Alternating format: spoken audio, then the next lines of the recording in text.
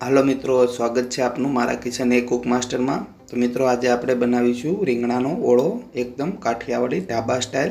जो तो तमे चेनल पर नवा हो तो चेनल ने सब्सक्राइब कर देवा विनंती। तो मैं अँ आपणे जे ओळाना રીંગણા आवे छे मोटा ते 500 ग्राम રીંગણા लीधेला छे अने तेने आ रीतना आपणे साकोवड़ेथी थोड़ा काणा पाड़ी दईशुं, जेथी करीने आपणा રીંગણા सरस रीते शेकाई जाय। मैं अँ 2 રીંગણાमां सरस रीते शेका पाड़ी दीधेला छे। तो आपणे तेने शेकी लेवाना छे। तो हूँ अँ भट्ठा में शेकूँ छूँ, तमे गैस पर पण शेकी शको छो। पण जो आ रीतना भट्ठा में शेकेला રીંગણાનો स्वाद कंईक अलग ज आवे छे। तो आ रीतना आपणे રીંગણાने सरस रीते शेकी लेवाना छे, बधी साइडथी सरखी रीते।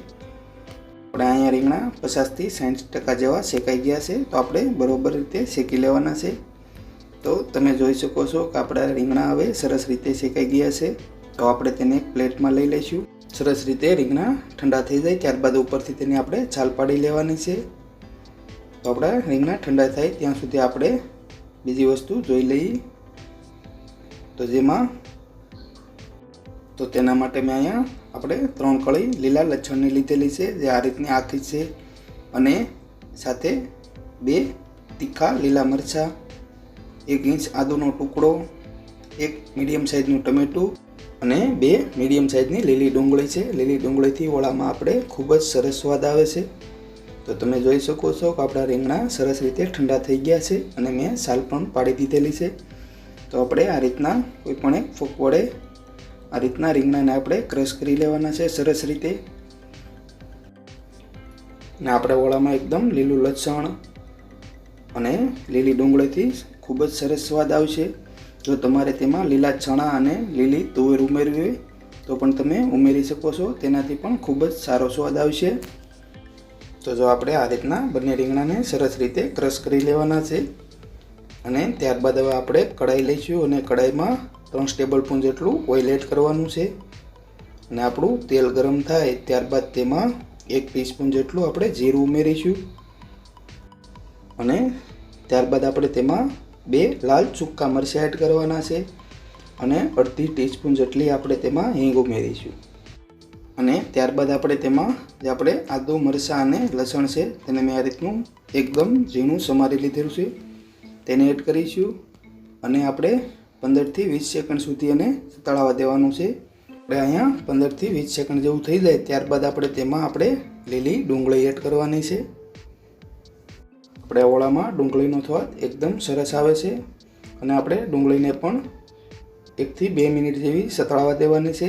થોડો આપણા ડુંગળીનો કલર ચેન્જ થાય ત્યારબાદ આપણે તેમાં બારીક સમારેલું ટમેટું એડ કરી દેવાનું છે। આપણે ટમેટું એડ કર્યા પછી આપણે તેને પણ સરસ રીતે આપણે 2 થી 3 મિનિટ સુધી તેલમાં સાતળી લઈશું અને ગેસની ફ્લેમને એકદમ મીડિયમ જ રાખવાની છે। तो आ रीतनु एक વાર બધું સરખી રીતે મિક્સ કરી અને સતળાઈ જાય ત્યારબાદ આપણે તેમાં સ્વાદ મુજબ મીઠું એડ કરીશું અને 1 થી 2 ચપટી જેટલી જ આપણે હળદર ઉમેરવાની છે, જેથી કરીને આપણા મરચાંનો કલર સારો આવે। અને ત્યારબાદ આપણે ફરીથી બધું એકવાર મિક્સ કરી લેવાનું છે અને 1 થી 2 મિનિટ સુધી સતળાવા દઈશું અને ત્યારબાદ આપણે તેમાં 1 ટીસ્पून જેટલું આપણે રેગ્યુલર જે તીખું મરચું આવે તે એડ કરીશું અને ત્યારબાદ આપણે તેમાં કલર દેવા માટે 1 ટીસ્पून જેટલું આપણે કાશ્મીરી મરચું એડ કરવાનું છે અને મરચું એડ કરો ત્યારે ગેસની ફ્લેમને એકદમ મીડિયમ જ રાખવાની છે, જેથી કરીને આપણા મસાલા બળે નહીં અને બધું મિક્સ કરી લઈશું। તો તમે પણ આ રેસીપી જરૂરથી ટ્રાય કરજો। શિયાળામાં એકદમ આપણને મજા આવી જશે ખાવાની। તો હવે ત્યારબાદ આપણે જે આપણું રીંગણું ક્રશ કરેલા હતા તે એડ કરી દઈશું અને સરખી રીતે બધું એકવાર મિક્સ કરી લેવાનું છે। આ રીતનું મિક્સ થઈ જાય અને જો તમને આમાં દહીં ભાવતું હોય તો તમે 1 ટીસ્पून જેટલું દહીં પણ ઉમેરી શકો છો, તેનાથી પણ ઓળાનો સ્વાદ ખૂબ જ સારો આવે છે।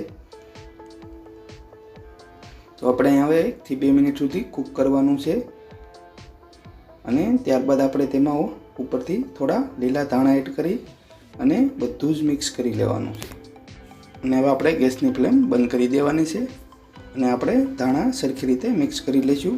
તો દોસ્તો તૈયાર છે આપણો કાઠિયાવાડી ધાબા સ્ટાઇલ ઓળો। તો આપણે તેને હવે પ્લેટમાં લઈ લઈશું અને આ ઓળા સાથે તમે રોટલા અથવા ભાખરી સાથે પણ સર્વ કરી શકો છો।